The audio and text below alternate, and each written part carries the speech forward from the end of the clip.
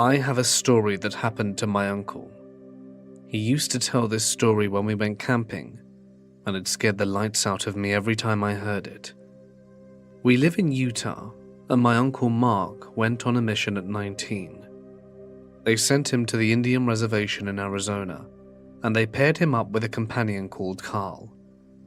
When they first got there was a huge rift with the locals on the reservation with them being there. They didn't want my uncle and Carl staying on reservation grounds. Eventually, they came to a compromise that they would stay on the outskirts in a trailer. This reservation wasn't very big and was located next to a heavily wooded area. The first night they were trying to sleep when all of a sudden their trailer started to shake violently back and forth.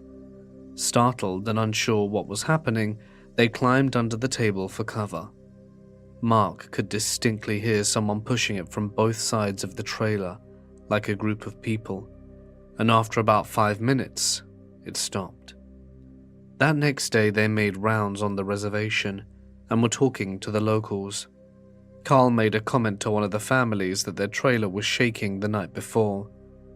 The families got very quiet and told them they had to leave. They thought it was strange but tried to not think of it. The next night it happened again. They awoke to their trailer shaking back and forth and again climbed under the table until it stopped. This went on for 2 more nights, and any time they tried to talk to anyone about it, they got quiet and told them to leave. Mark started thinking that due to the tension of their arrival, the locals were doing this to scare them away. They then go into a convenience store and they were talking about how frustrated they were with the situation. The clerk overheard and said that they can't talk about it. It's forbidden. Confused, they asked him, "Can't talk about what?" And the guy continued to tell them about skinwalkers. He says that they are evil demons that were once Native American witches. If they talk about it, they will come for their souls. They just walked out of there baffled. They thought it was another scare tactic. So that night when the shaking started again, my uncle decided to be brave and confront them. He went to the trailer door, threw it open and yelled, "Hey!" But when he did that, he saw these 3 animals run off. 2 appeared to be wolves, and 1 was as large as a bear, but they looked strange, with almost human features, and he watched them run towards the trees. All 3 of them did so standing on 2 legs, and walked slowly towards the trees, making a human cackling laugh. It scared him so badly that they called their mission president the next morning and asked to be moved. They were relocated that day, and for a year nothing happened. One day they announced that Carl was being relocated to another city, and Mark was getting a new companion, Jimmy. They had to drive for about an hour to pick Jimmy up from the airport. The road they traveled went through the boundaries of the reservation. They arrived at around 8 p.m. and met Jimmy and went to leave. The mission president told Jimmy that while they were driving through the area it might be dangerous, so to not make any stops, and that if he needed to use the restroom, to go now. Jimmy replies saying he was fine. The mission president gets serious enough to even freak out Mark, and with that they hit the road. As they were around half hour into the drive, they were going through the area of the reservation boundaries, and Jimmy starts complaining that he needs to pee, badly. The mission president insists that they couldn't stop here and that he will need to hold it. Jimmy insistent he can't hold it, so the mission president reluctantly stops the car and impresses upon him the seriousness of being quick. With a look of confusion, Jimmy just says, "Alright," opens the door and starts peeing. About 5 seconds later, the mission president says nothing and just yanks Jimmy into the car and floors it. Jimmy and Mark start freaking out and ask what's going on, but the mission president says nothing and just increases his speed. That's when all of a sudden Mark sees something next to the car on his right. A giant wolf-looking man was running on 2 feet next to the car. Mark looked at the speedometer. They were going over 60 miles an hour and still increasing. The wolf creature kept right next to the car for 10 minutes until they finally took off into the trees. Shaking, Jimmy gets out of the car when they arrive. They didn't speak through the whole ordeal and says, "What did I just see?" The mission president just says, "Next time I tell you to take care of your business, you take care of your business." I was driving from Atlanta, Georgia to Lexington, South Carolina with my girlfriend to visit parents. I like to drive at night since there are less people on the road and I can take my time. At around 3 a.m. or so, we're making good time. I had stopped at a gas station and picked up some coffee for us, and we were due in about an hour. My girlfriend was sleeping soundly, and I'm listening to a quiet radio humming away. I start getting a little drowsy and take a sip. The road had no cars in sight except for a few spotted on the side of the road here and there. In the distance I can make out what looks like a hitchhiker, or what I think is one, but I can't really tell due to such low light. As I get closer, I start to notice other things, like how the person is kinda thin and tall, and completely, for the most part, apparently brown. I'm right on this thing now. And about 20 feet from it, it turns around and locks eyes with me as I pass by. This was no person. It was the most terrifying thing I've ever seen in my life. It was a deer, or I tell myself it was. I've seen deer stand on their hind legs to fight, but they still have deer posture when they do so. Not only that, but I was watching this thing walk for about 30 seconds from first seeing it in the distance to passing it. The posture it had was human, standard biped stance, arms back, chin down. But the worst part were the eyes, or lack thereof, as in place were 2 large black pits, almost black hole-ish. I'll never forget the stare down it gave me. The instant I passed it, I had the only panic attack I've ever had in my life. I had to wake up my girlfriend to keep me calm enough to get to an exit, with a large gas station a few miles away. Like hell I was going to use an off-ramp, that close to that thing. After we pulled into the gas station, I had a complete meltdown and cried harder than I ever thought I could. I couldn't talk, breathe, or do anything but want to curl into a ball and cry. After around 30 minutes or so, she finally gets me to calm down enough to tell her what happened. While I don't think she believed what I think I saw, she knew that I was convinced and legitimately scared to death. Every once in a blue moon I'll dream about it and wake up crying or in a cold sweat, and she will tease me about it or roll over and ignore me instead of comforting me about the one thing that I've ever been terrified of. But I know what I saw, and it will haunt me for the rest of my life. To start off this story, I need to give you a little insight about myself. I'm an 18-year-old female who grew up in Michigan and have lived in the country for as long as I can remember. On this particular hot summer weekend, my friends and I, including my boyfriend Tony and my older brother Brad, decided we were going to go camping for the weekend, as it was such a nice warm week. Tony's parents owned a cabin way out in Ludington, surrounded by a huge wooded area with a personal lake and no neighbors for at least 4 miles. But being stupid teenagers, we really didn't think about that. All we were ready for was to party like any normal teens. And after being there for 2 hours, our fun had started. Tony's friends had bought tons of alcohol and weed for us to have at the weekend, so we wouldn't be bored as we had no service and only movies to watch. After it got around midnight, it was pitch black, and we had this huge bonfire going. It was a total of 6 people, including me and Tony, and as we talked and laughed about upcoming events in our lives, we were so distracted that we didn't notice that my brother had literally frozen his eyes into one section of the woods. Mind you, we were all quite intoxicated and high at the time.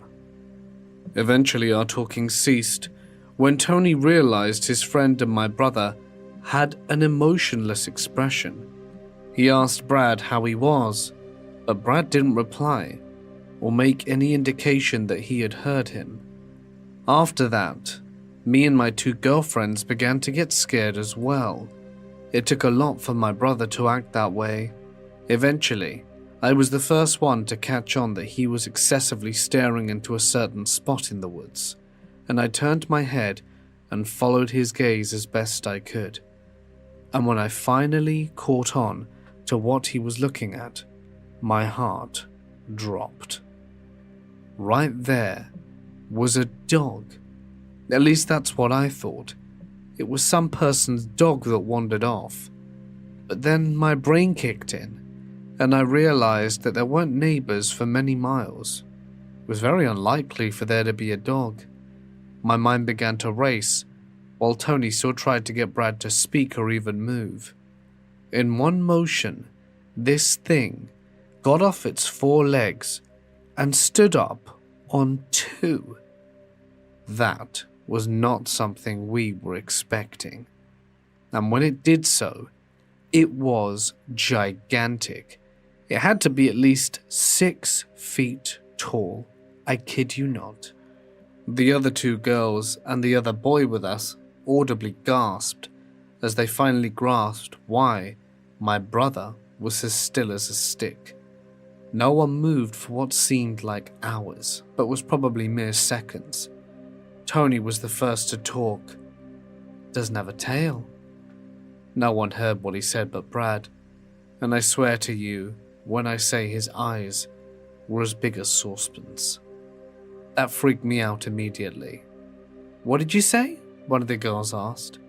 "It has no tail." My heart stopped beating. He was right. It didn't have a tail. Suddenly, my clouded alcohol mind cleared up in a fraction of a second when I finally realized what this thing was. Now I understood why my brother was basically crapping himself. Could it be a skinwalker? My instincts kicked in right there, but before I could nope out of there, the thing let off a terrible stench like rotting meat. The sound was enough to scare the hell out of everyone. My brother, who was the first up out of his chair, and started shouting native words to the creature when I told him to just get the hell inside. No one questioned me when they saw how dead serious I was, especially Tony. He's never seen me so scared, so he knew we were in a bad situation.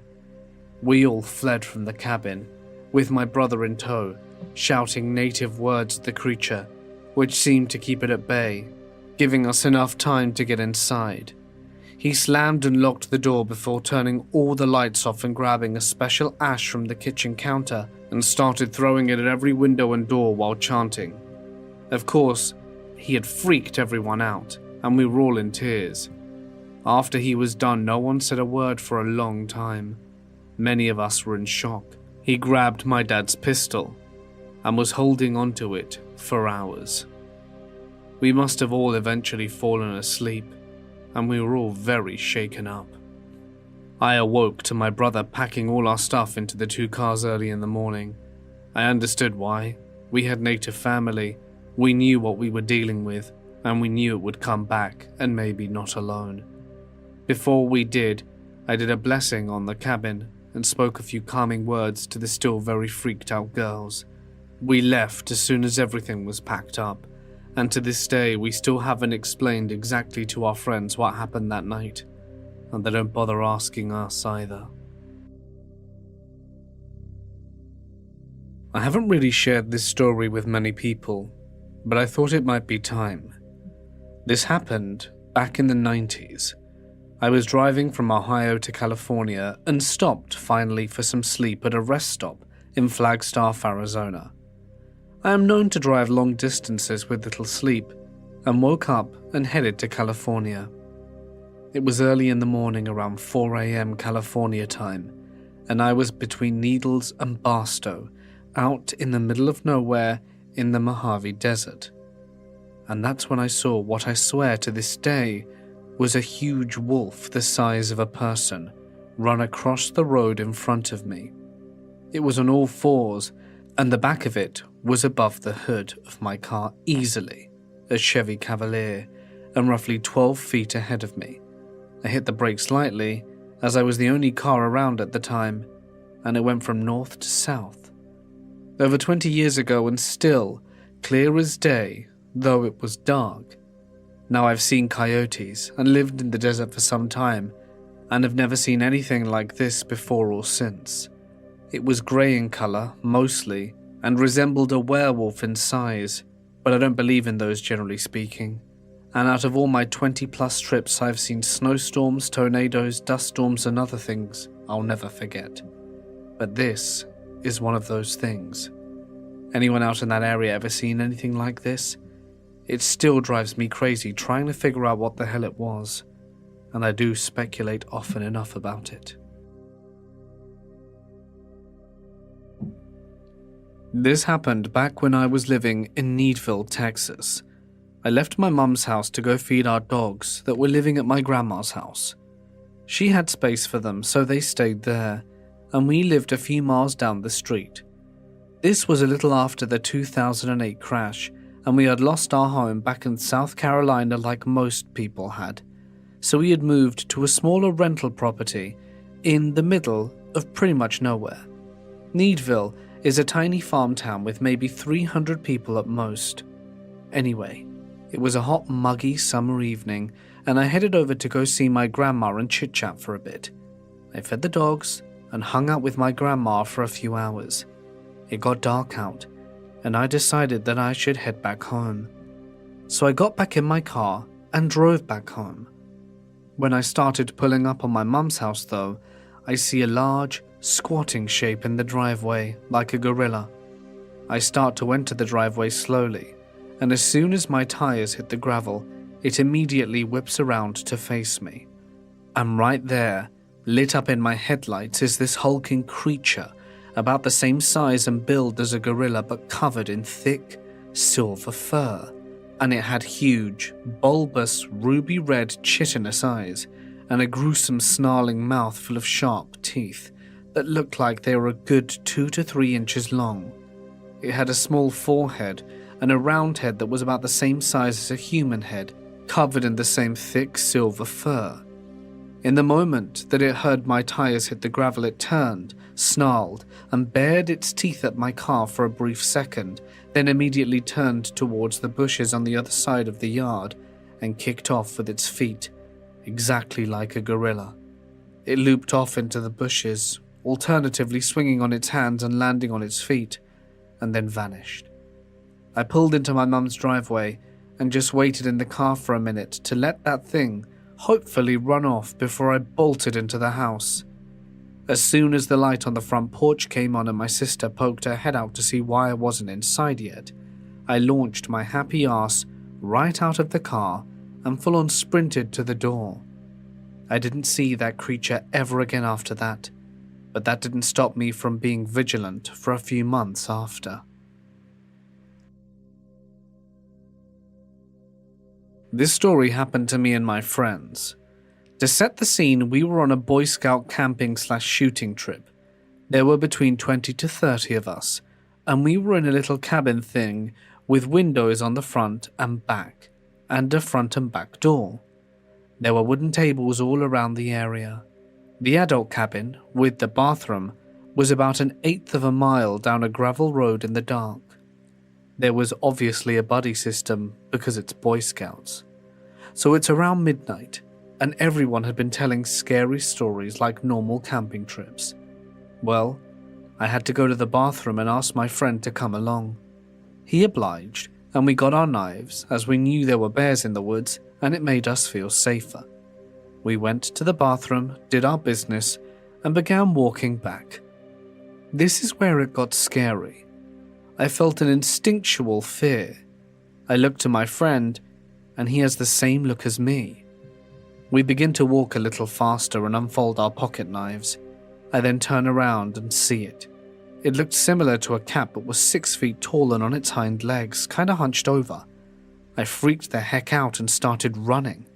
My friend sees it too, and we sprint back to the cabin.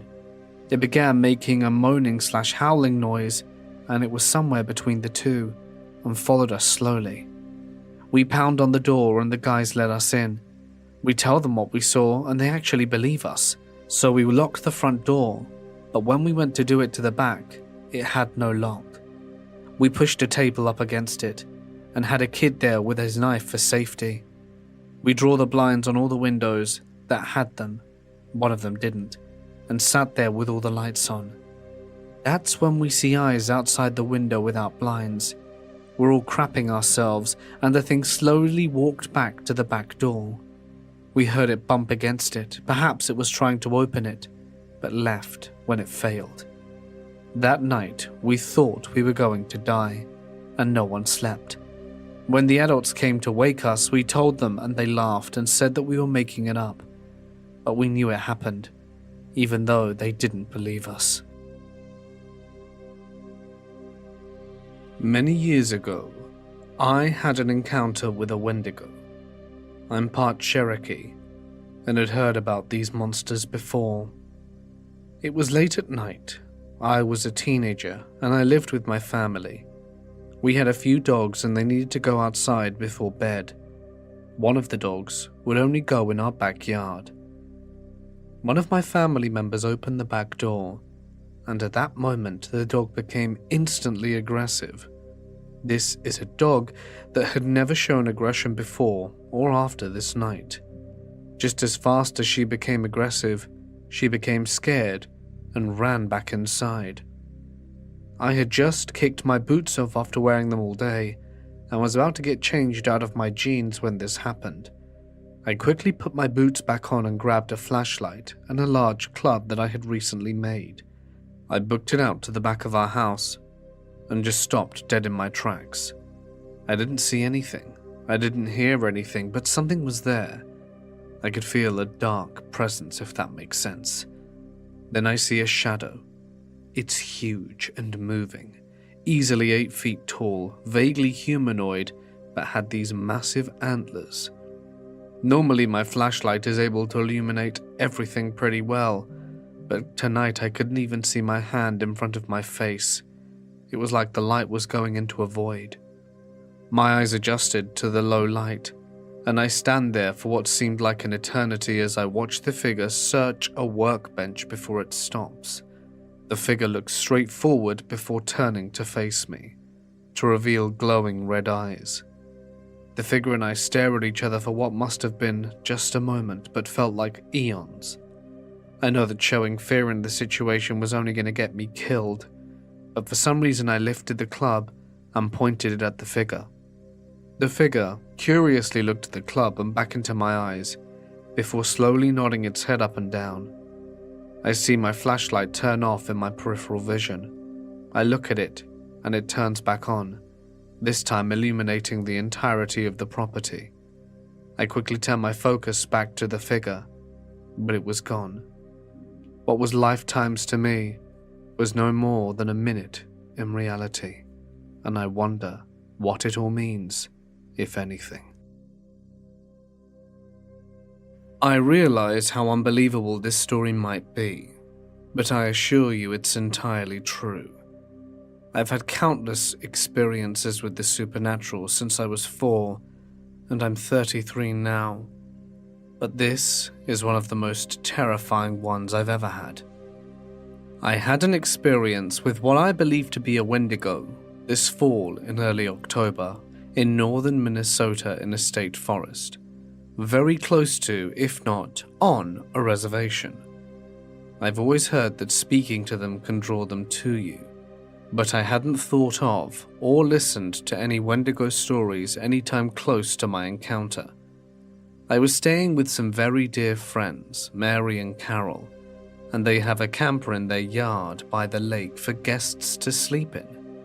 I had walked down to the camper from the house with my miniature dachshund, Ebony, around midnight, and found that I needed to set some things up, primarily the heater.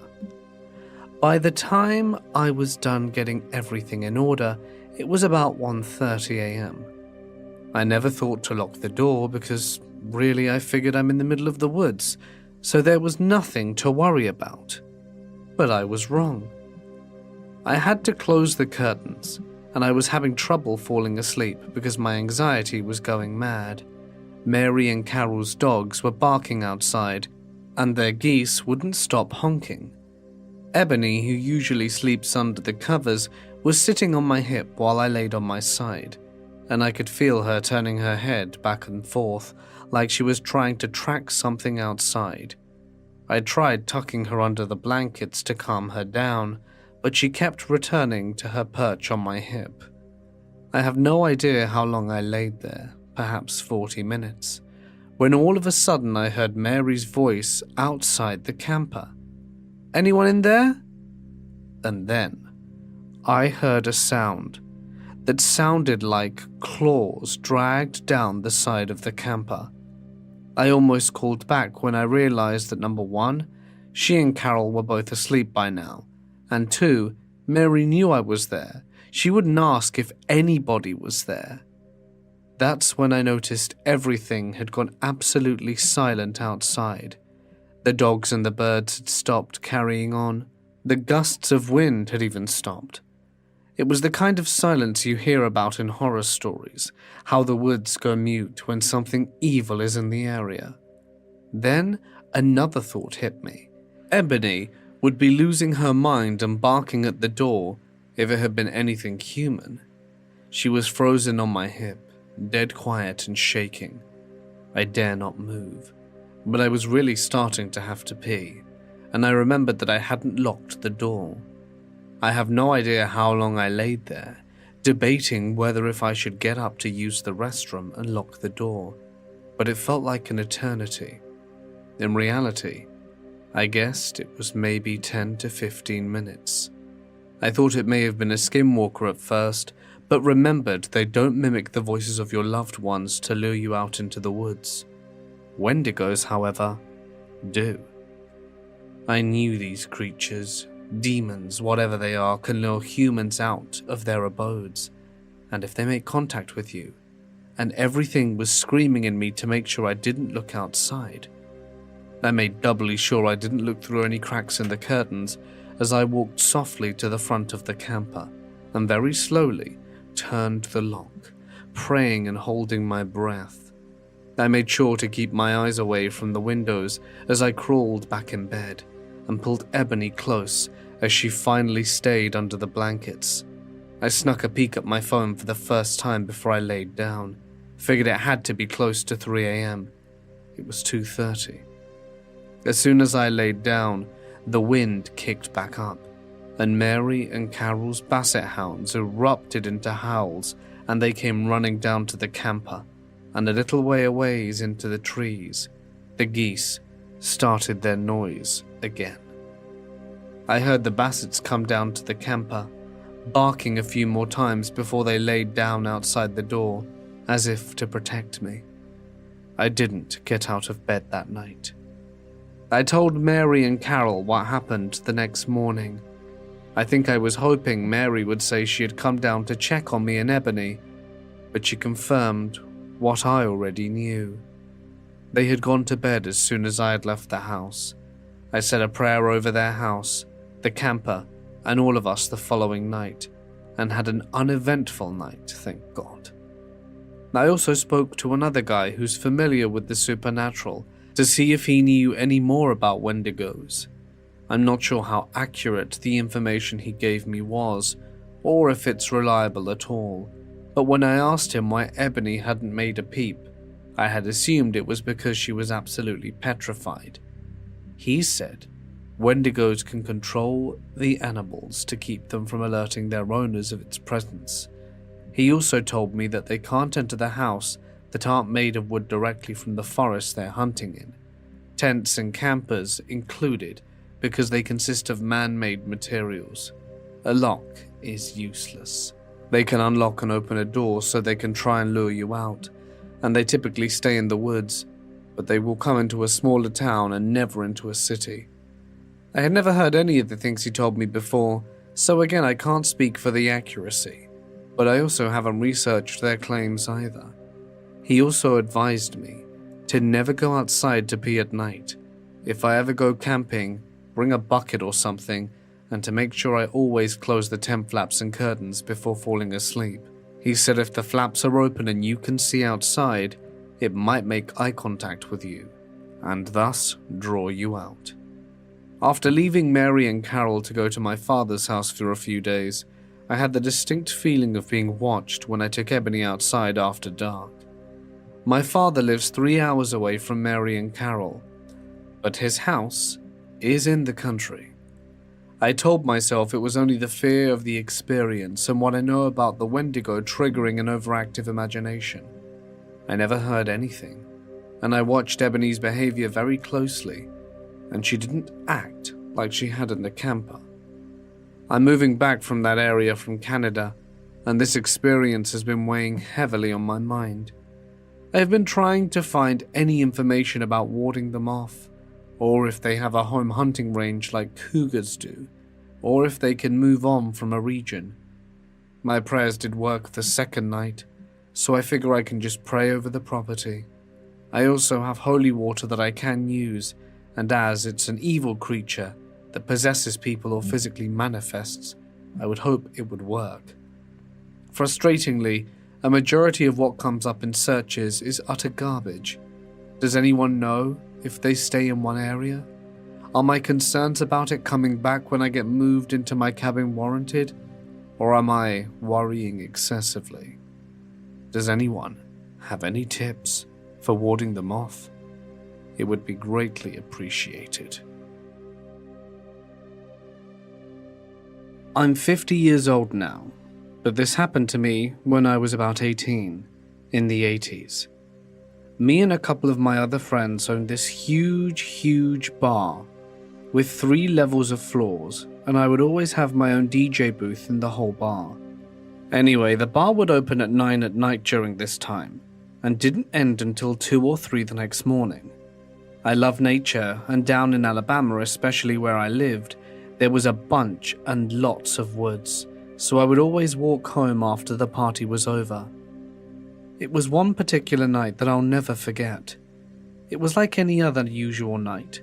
I was playing, the party would start at 9, end at 2, and after the security guards would start clearing the place, which would be full of people, I remember packing up and getting ready to go home. I would always get offers from my friends or even females I met at the night at the bar if I needed a ride home, since I rarely drove to the bar because, like I said, I really love to walk, especially at night, hearing the late night bugs, water flowing from the stream, and even the bobcats snarl at night. As always, I thought I would decline their offers, but would give them thanks. Tonight, I did just that, and was on my way home. I would always take this route. I still remember it to this day. It was a long street passing both sides of the woods. I can't remember what the woods are called, but for probably any ordinary person, these types of woods would scare the crap out of them even during the day. This detail is just to give you a picture of how they are. Yes, during the day they are creepy, but at night I think they're like something out of a horror film like Jason or something. But I remember walking like usual, and I knew this route extremely well, and that it would be 15 minutes from me turning onto another street, which is where the woods would end on one side and would lead me straight to my house. During my walk, I hear this rustling. I'm walking on the left side of the street, and the rustling is coming from the opposite. Now, I was no stranger to the rustling. It wasn't the ordinary sound of no snake slithering or no bobcat moving around. No. These movements were much heavier. The sound was more just like rustling, as if you were rubbing your hands across leaves or wind blowing the trees. But the thing was in the air still. As I'm walking, I'm analyzing the sound. Half of me is saying, it has to be a human presence, when the other half is on edge. As I'm walking, the sound gets closer. It's as if whatever it is approaching me. As the sound gets to a certain point, I start to turn my gaze that way, and I kid you not, whatever this thing is, had the trees moving like they were on the verge of falling over. I was kind of scared crapless at this point, and tried to pick up my pace, but as I take one more gaze back at the sound, I see it. This is what I would describe as even a fearless man's worst nightmare. I stopped in my tracks when I see it. Right now, across the street from me, were a pair of 2 red glowing eyes, and as I start to analyze more, I see the thing is standing at least 10 feet tall. That's when I noticed its legs. They were more like tentacles. I stared at it for a few seconds, and then absolutely bolted. My mind was going haywire, and I ran and I ran and I ran until I found the first house and started banging on the door. It took a few minutes before a man came to the door. Clearly I had just woken him, as it was around 3 to 4 a.m. at this point. I begged for help, and he told me to go in and sit down on the couch while I tried to explain to him that I had just witnessed a terrifying creature. He instructed me to get into his truck and that we would go and check it out. He went and grabbed his shotgun and we drove over to the spot in the woods where I had seen the creature, which of course was now gone. He seemed somewhat interested but disbelieving in my story, and after explaining that this had been exactly where it was, us looking around and finding nothing, he drove me back. It was on the way back that he mentioned that some of his farm animals had died lately under very strange circumstances. He dropped me off to my house, which wasn't far away, and left some parting advice for me, that I should stay out of the woods at night. I obliged him and haven't been back since. There's no way I want to meet the creature that haunts my nightmares again. This happened in Pennsylvania, in the Allegheny National Forest in 2009. It was when the National Rainbow Gathering was there, and I was hitchhiking the East Coast at the time, and I made my way there.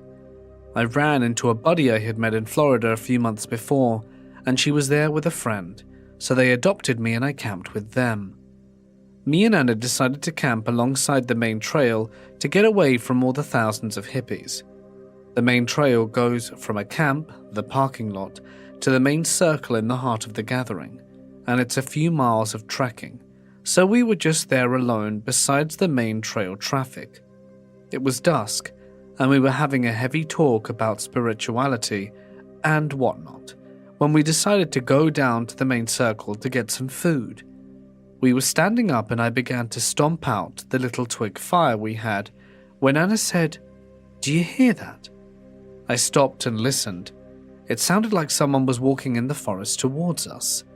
At this same moment, some people on the main trail had stopped and were smoking cigarettes and were talking amongst themselves, oblivious to us. Me and Anna listened to those footsteps quickly moving into view, but we could see nothing.